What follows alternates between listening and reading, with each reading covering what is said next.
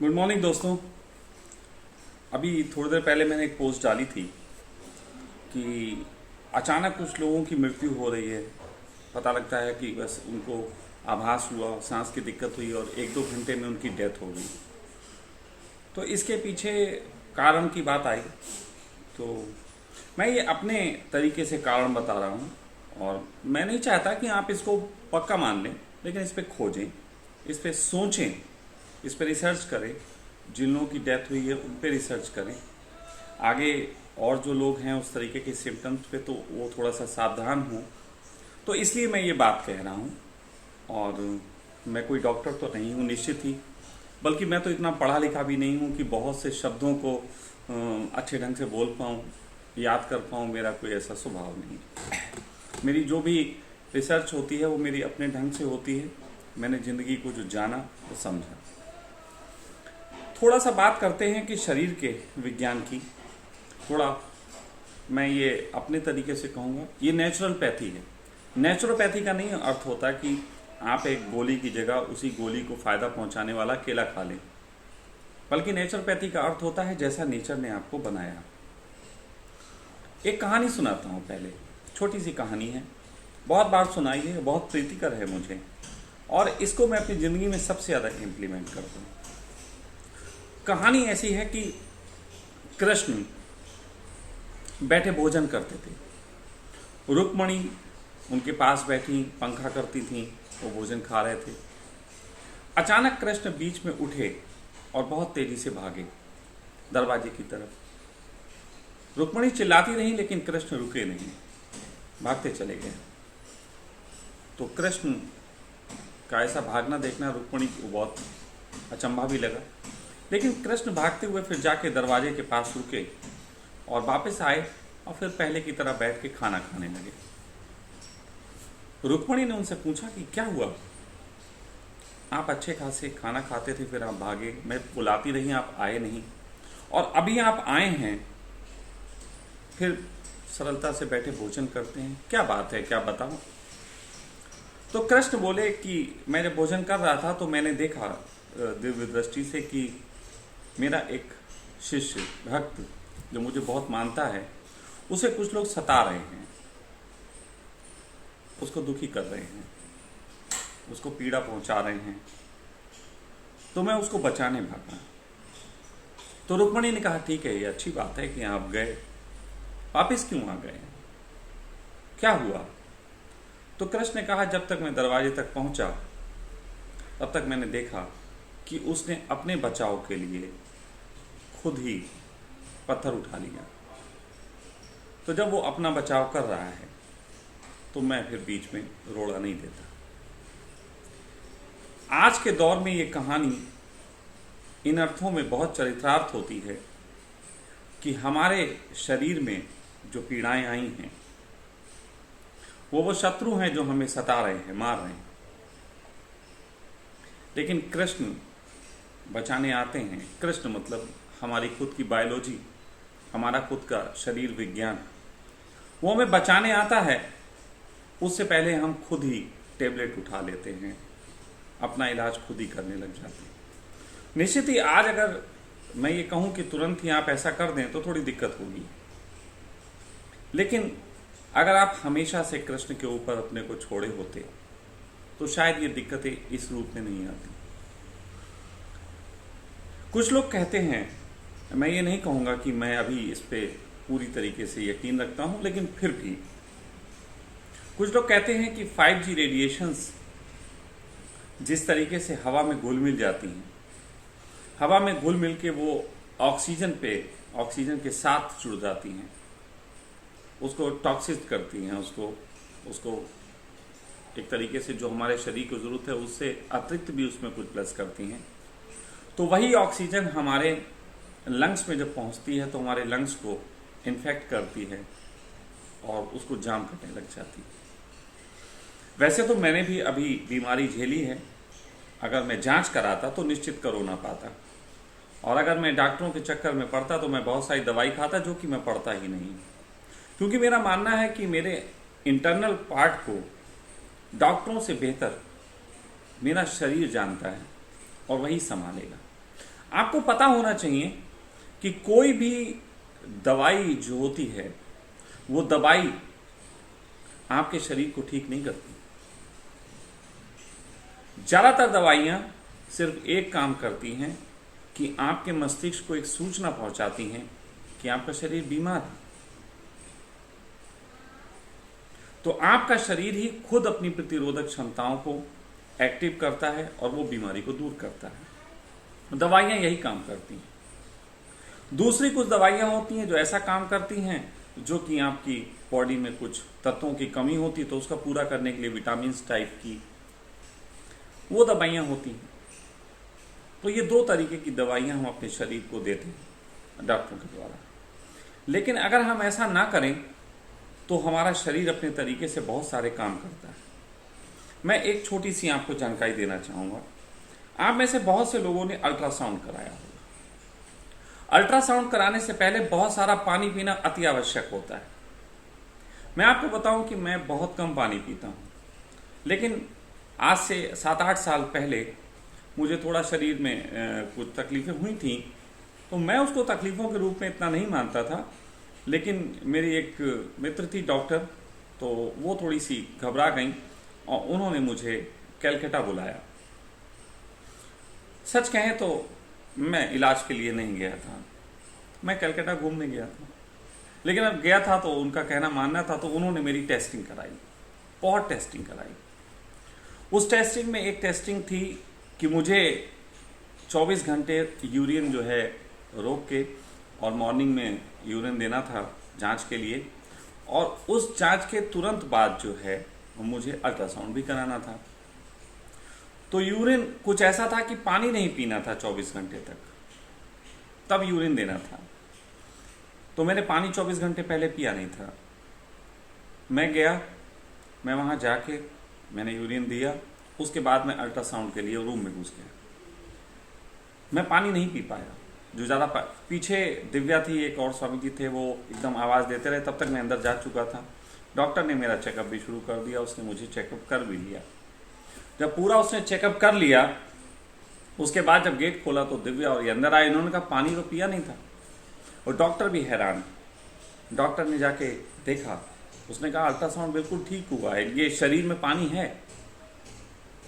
तो मैंने बोला मैंने तो 24 घंटे से नहीं पिया। तो फिर उन्होंने पूरी बैठ के मुझसे बात की डॉक्टर ने कि आपका क्या रूटीन है, आपकी क्या लाइफ है, आप हो कौन। और जब उन्होंने मेरा रूटीन जाना तो उन्होंने समझा, उन्होंने मुझसे कहा कि आपकी बॉडी इतनी अच्छी है कि वो हवा से पानी लेती है। आप पानी कम पीते हैं, तो आप भले कम पीते हैं, लेकिन आपकी बॉडी ऐसी हो चुकी जो हवा से भी पानी ले लेती है। ये बड़ी हैरानी की बात लगेगी, उन्हें भी लगी थी, लेकिन मुझे ये हैरानी की बात नहीं लगी। मेरे शरीर में ऐसा बहुत कुछ ऐसा होता है कि जो शरीर अपने आप संभालता है, अपने आप इशारे करता है। निश्चित ही ऐसा नहीं है कि मैं एक दिन मरूंगा, नहीं, मैं भी मरूंगा, लेकिन कम से कम इस तरीके से घबराया, रोता पीटता, डॉक्टरों के बिस्तर पे परेशान हालात में नहीं मरूंगा। ये जो बात मैं कह रहा हूं वो ऐसी है कि बहुत से लोग ऐसे होते हैं जिनकी बॉडी सेल्फ रिएक्ट करती है। जैसे अगर शरीर में हमारे, मान लीजिए हवा में गंदगी की वजह से, 5G रेडिएशंस की वजह से, ऑक्सीजन के कारण हमारे लंग्स इन्फेक्टेड हुए, जैसे मेरे भी हुए थे, अभी भी हैं।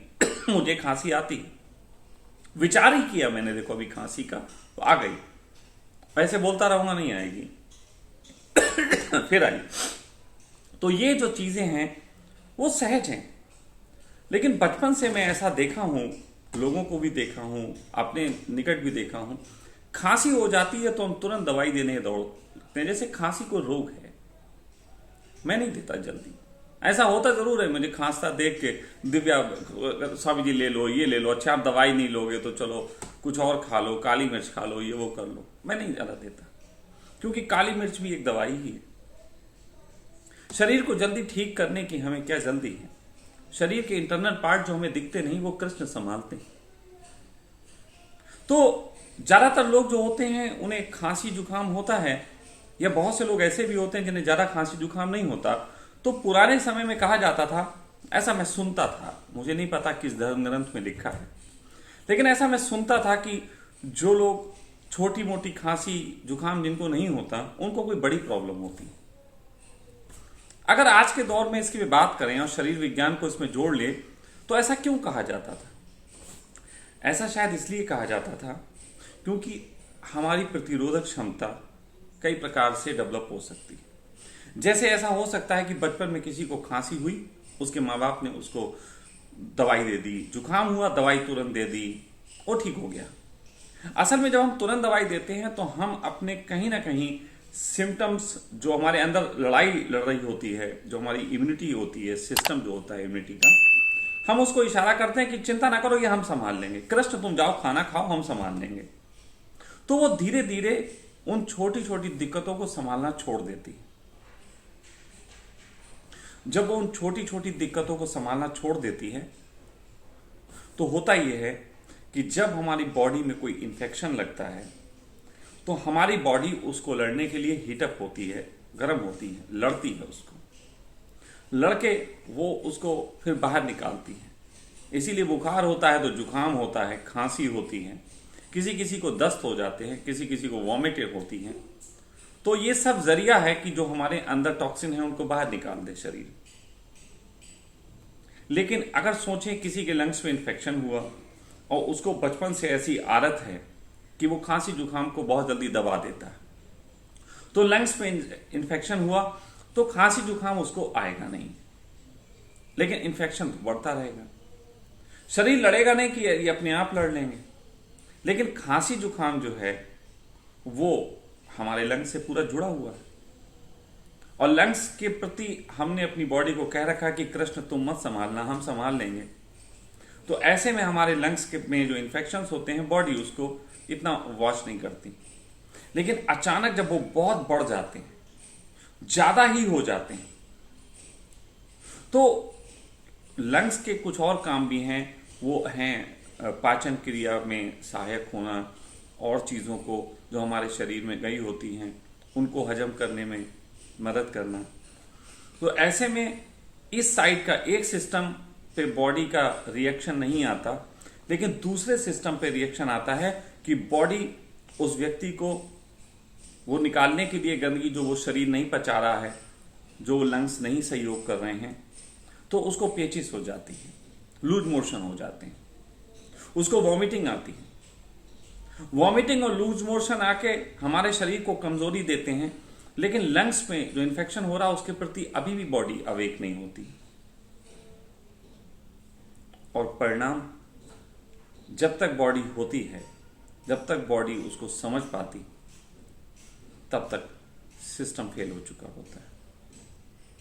बहुत से लोग जिनकी मृत्यु हो रही है अचानक, फिर वो ऑक्सीजन भी लेते रहे, कोई काम नहीं आता, क्योंकि अंदर इतना ज्यादा जाम हो गया होता है कि ऊपर से ऑक्सीजन देना भी बहुत काम नहीं आता। फिर उनके शरीर को मृत्यु का साक्षात्कार करना पड़ता है। मैं चाहता हूं कि हम अभी आज से अगर हो सके इतना संकल्प लें कि हम अपनी बॉडी के साथ मैत्री गठित करें।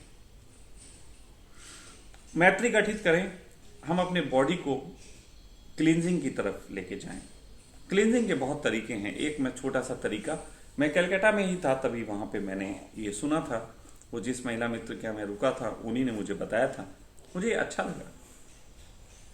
जो लोग अभी ऑलरेडी जिनकी बॉडी में बहुत सारा टॉक्सिन हो सकता है वो लोग इस प्रयोग को कर सकते हैं, लेकिन इस प्रयोग को गौर से समझ लीजिएगा। हो सकेगा तो बाद में मैं इसका एक छोटा सा वीडियो बना के भी डाल दूंगा, लेकिन आप इसको अगर समझ लें तो बहुत काम आ सकता है, आपकी बॉडी क्लींजिंग के काम आ सकता है। थोड़ा तकलीफ दे लगेगा, थोड़ा स्वाद इसमें नहीं है। वो तरकीब ये है कि आप किसी दिन सुबह गाय का दूध लें, कच्चा दूध। जैसे सपोज दैट आपकी क्षमता है कि आप आधा लीटर पी सकते हैं दूध, तो आप एक काम कर लें, आप 1 लीटर दूध ले लें। 1 लीटर दूध लेने के बाद आप अर्ली मॉर्निंग फ्रेश होके, आपको भूख लगे, आप सबसे पहले दूध पिए। अब 1 लीटर की बोतल बना लीजिए, 1 लीटर की बोतल बना लीजिए जिसमें आप वो दूध रखें। आप सुबह पिए, आपने आधा लीटर, 1.25 लीटर जितने में पेट भरा पी लिया। पीने के बाद अब आपसे नहीं पिया जाएगा, तो उसमें बोतल में बच गया 400 ml बच गया, 500 ml बच गया, तो फिर आप उस बोतल में ऊपर तक फिर पानी मिला लें, सादा पानी, आप जो भी पीते हो वो पानी उसमें मिला लें। फिर उसके बाद जब भूख लगे, जब प्यास लगे, आप उसको फिर पिए। अब आपने दोबारा पिया, आपने 200 ml पी लिया, तो फिर आप 200 ml पानी मिला दें। मतलब उसको 1 लीटर को आपको भर के रखना है। सुबह से शाम तक जितनी बार भूख लगे, जितनी बार प्यास लगे, सुबह से शाम तक आपको उसी बोतल में से वो पानी पीना है, वो दूध से मिला हो, और जैसे ही कम हो उसमें फिर मिला लेना है। तो इससे अब कुछ लोग इसमें हमने करवाया, तो मैं लिए क्या 1 लीटर रखा, वो 1 लीटर पहले ही पी गए, बोले हमने पी लिया। नहीं भाई, ऐसा नहीं करना। धोखा किसी दूसरे को थोड़ी ना देना है, अपने को दे रहे हो। तुम उसको प्रयोग के रूप में करो, उसको प्रयोग बनाओ। ये कसम है कि तुम उस दिन शाम तक कुछ खाओगे नहीं, रात तक तुम्हें कुछ खाना नहीं, लेकिन तुम्हें वो प्रयोग करना है। तुम्हें वो बोतल भर दूध, उसको पानी मिला मिला के उसको फिर पीना है। अंत में पानी ही बचेगा, ना भी बचे लेकिन आपको पीना वही है। ये प्रयोग आप अपनी समझदारी के हिसाब से खुद तय कर सकते हैं कि आपने किया नहीं किया। इसमें दिक्कत होगी, इसमें आपके स्वाद ग्रंथियां परेशान होंगी, उनको स्वाद नहीं मिलेंगे एक ही चीज लगातार देखे। कुछ लोगों को लगेगा साली पूरी बोतल पी डाले, पूरे एक ही बार में खत्म कर लें, फिर ये झंझट खत्म, स्वामी जी की बात पूरी हो गई। नहीं, ऐसा मत करें प्लीज। आप उसको इस तरीके से पिए कि बार बार उसमें पानी मिलाते रहें। तो शाम तक आपकी बॉडी का कोना कोना अंदर तक बिल्कुल साफ हो जाएगा। ये बिल्कुल साफ होने से अगर कहीं आप अभी रेडिएशंस के दायरे में होंगे भी, तो उसमें भी आपको सहयोग मिलेगा, ऐसा मेरा मानना है। मैं कोई वैज्ञानिक नहीं हूं, फिर कह रहा हूं ऐसा मेरा मानना है। और मैं ये कह रहा हूं कि ये प्रयोग करना कोई भी नुकसानदेह नहीं है, कोई भी मेडिकल साइंस नहीं कहती इससे नुकसान हो जाएगा। और हां, ये जरूर है कि मैं वैज्ञानिक नहीं हूं, लेकिन मेरा एक प्रश्न तो वैज्ञानिक को उठता, तुम वैज्ञानिक हो, तुम बता दो 100% क्या इलाज है, किसी की मृत्यु ना हो। तो इस समय प्रयोग ही चल रहे हैं, मेरा भी बात ही प्रयोग के रूप में मानी जा सकती। एक बार पूरी सफाई करो, फिर कृष्ण के हाथों में छोड़ दो। जब हम इतना सब जानते हैं, हुई वही राम रचि राखा, तो डर किस बात का। आज सुबह किसी से बात कह रहा था, उन्होंने कहा था आज के दौर में लोगों को बहुत दिक्कतें हैं। तो मैंने कहा कि मेरा मानना है कि 2 काम इस समय बहुत जरूरी हैं, हर इंसान को करने चाहिए। हर इंसान को करने चाहिए 2 काम। पहला काम का विरोध करना चाहिए। दूसरा काम, अपनी जिंदगी को ऐसे जीना चाहिए कि कल मरने वाले हैं, पूरी मस्ती कर लेंगे, जो मर्जी हो खाओ पियो एंजॉय करो। तो मेरा इस समय 2 चीजों पे जोर रहता है कि पहला तो मैं का विरोध कर रहा हूं, और दूसरा मैं पूरा जिंदगी एंजॉय कर रहा हूं। जो भी है मुझे करना, मैं कर रहा हूं। मैं मर जाऊंगा इसलिए नहीं कर रहा हूं, बल्कि मैं जीने के लिए कर रहा हूं। मौत आएगी तो आएगी। तो ये 2 काम करने से बड़े बेनिफिट होंगे। पहला का विरोध करने का जो ढंग होगा आपका, तो आप तो विरोध करोगे, फेसबुक पे डालोगे और जगह डालोगे, तो लोग आपसे क्वेश्चन करेंगे। उस क्वेश्चन को जवाब देने के लिए, एक आदमी की फितरत है, जब हम पे क्वेश्चन उठते हैं हम जवाब देते हैं। उस जवाब को देने के लिए आप इंफॉर्मेशन कलेक्ट करोगे, तो के संबंध में आपकी इंफॉर्मेशन ज्यादा अच्छी होगी, आप बुद्धिमान बनोगे। और दूसरा, जब जिंदगी जियोगे मस्ती से, तो भय से मुक्त रहोगे, आपके शरीर में टॉक्सिन्स कम बनेंगे। भयभीत व्यक्ति के शरीर में ज्यादा टॉक्सिन बनते हैं। आप जितने भयभीत होगे उतने टॉक्सिन बनेंगे। तो मैं कहता हूं एंजॉय करो, नाचो कूदो। अब लोग दिन भर पोस्टें पढ़ रहे हैं, वो पोस्टें पढ़ रहे हैं जिसमें लोगों की मृत्यु हो गई, थोड़ी वो पोस्टें पढ़ लो जिसमें लोग बच के आए अच्छे से, खुशी से। तो इन दोनों चीजों करने से और ये प्रयोग करने से, और एक मैंने सांस वाला जो प्रयोग बताया था, उस प्रयोग को भी अगर आप इस प्रयोग के साथ दिन में करें, तो आप बहुत हद तक अपने आप को फिट महसूस करेंगे। मेरा एक अनुभव है बीमारी से लौटने के बाद। बीमारी से लौटने के बाद मेरा अनुभव यह हुआ कि मेरा शरीर पहले से ज्यादा अच्छा हो गया। मैं अपने आप को पहले से ज्यादा फिट महसूस कर रहा हूं। ऐसा कैसे हुआ? सच बात तो यह कि जब वो बीमारी आई, बड़ी बीमारी के रूप में आई, शरीर को पहली बार एहसास हुआ इस तरीके की बीमारी का, तो जब इस बीमारी से शरीर लड़ा और जीता तो बहुत खुश हुआ। हमारी इम्यूनिटी ने कहा कि हमने बड़े ताकतवर को हराया, और इससे बॉडी का फील गुड बढ़ा। मेरी बॉडी में ऐसा हुआ, मेरी बॉडी का फील गुड बढ़ गया, मैं बहुत अच्छा महसूस कर रहा हूं। तो ये मेरे अपने अनुभव हैं कि जो जल्दी मृत्यु हो रही है उनके पीछे एक कारण है। मृत्यु ना हो उनके लिए आपको अपनी ऐसी जीवन शैली अपनानी चाहिए कि डॉक्टरों के पास जितना हो सके कम जाओ, जितना हो सके उनकी कम सुनो। आयुर्वेद और इनकी बातें, मैं ये नहीं कहता हूं वो गोलियां वाले आयुर्वेद की, उसमें चक्कर में भी मत पड़ो।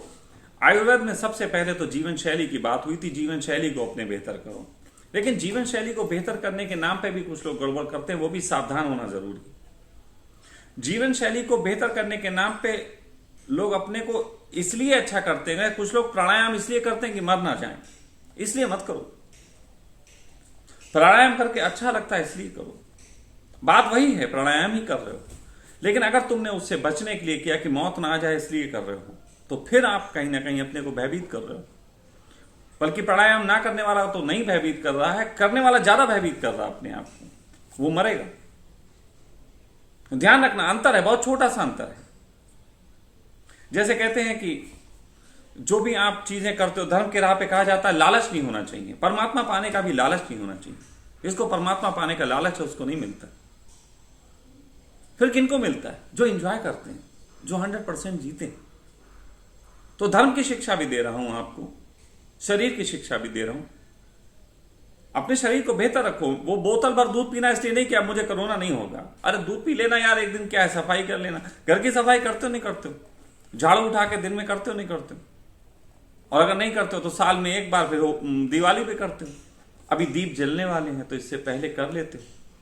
तो समझो अपनी जिंदगी में नए दीप जला रहे हो, नई सोच जला रहे हो। सफाई करो, बस इसलिए एक बार करो, फिर दीप जलाओ, मुस्कुराओ, शरीर नया हो गया। परमात्मा को इसमें प्रवेश की अनुमति दो। कृष्ण को बोलो कि संभाल लो, तुम ही संभाल लो। तुम्हारा खाना थोड़ी देर के लिए छूट जाएगा, कोई दिक्कत नहीं, दोबारा खा लेना। कृष्ण तो फिर भी खा सकते हैं।